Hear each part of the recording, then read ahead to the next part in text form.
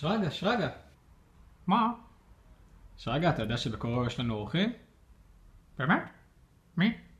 שי ומעיין. באמת? אוי, אני צריך לעשות את החדר.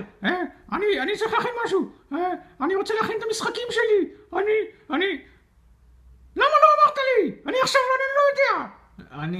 אני מצטער, אני רציתי להפתיע אותך. אני מאוד מופתע עכשיו. אני יותר מדי מופתע. מתי הם באים?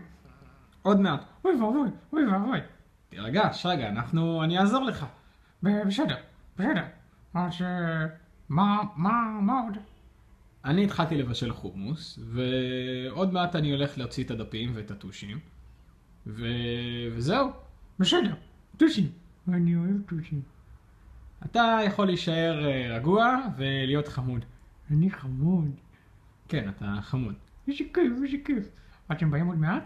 הם יבואו עוד מעט. איזה כיף.